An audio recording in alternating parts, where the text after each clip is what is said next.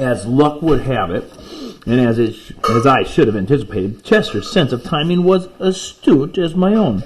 No sooner had Bunnicula reached the edge of the salad bowl than the door swung open, and Chester bounded into the room. He surveyed the scene frantically. I was unable to act fast enough.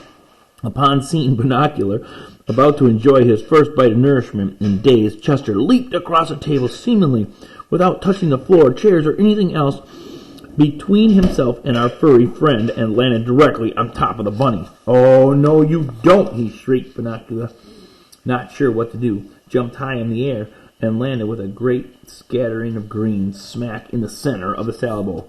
Lettuce and tomatoes and carrots and cucumbers went flying all over the table and onto the floor. Chester flattened his ears, wiggled his rear end, and smiled in anticipation. To cat observer, this is known as the attack position. "Run, Bunnicula!" I shouted. Bunnicula turned in Bunnicula, that's an I. Bunnicula turned in my direction as if to ask where. "Anywhere," I cried. "Just get out of his way." Chester sprang. Bunnicula jumped. Bunnicula. And in the flash of a second, they had changed positions. Chester now found himself flat on his back, owing to the slipperiness of the salad dressing in the bowl. And Bunnicula, Count Dracula, too dazed to even think about food, now hovered quivering on the table. Chester was having a great deal of difficulty getting back on his feet, but I knew it was only a matter of seconds before he'd attack again. And I knew also that Bunnicula was too petrified to do anything to save himself. So I did the only thing I could. I barked very loudly and very rapidly. The whole family rushed through the doors. Mr. Monroe must have just come home because his coat was still on. "Oh, no," cried Mr. Monroe. "That's it. Chester! This is Chester's last stand." Now, that's kind of a play on words because there's a famous war where there was a general named Custer, and now they called it Custer's last stand, and this is Chester's last stand. Chester rolled his eyes heavenward and didn't even try to move.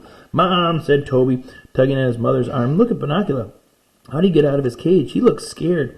"Of course he's scared," Mrs. Monroe said. "We probably forgot to latch his cage, and he got out, and I think Chester's been chasing him around."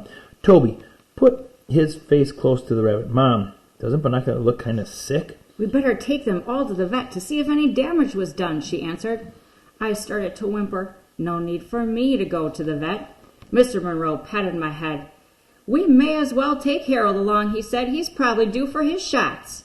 Mrs. Monroe carefully picked Chester out of the salad bowl and carried him by the scruff of the neck to the kitchen. "I'm going to give Chester a quick bath," she said to Mr. Monroe. "Why don't you put together a fresh salad? Toby, you and Peter put Bunnicula back in his cage and then clean up the table." I didn't stick around for any assignments. This was not the time to be in the way. And besides, I now had the whole evening and night ruined worrying about the next morning's visit to the vet. This little effort of mine, I thought, has been a disaster in more ways than one. I don't know what you predicted. If you predicted everybody's going to live happily ever after, if you predicted Chester chasing the bunny around the salad bowl, but you got to check your predictions and then revise them. All right, tomorrow, the last chapter. All's well that ends well.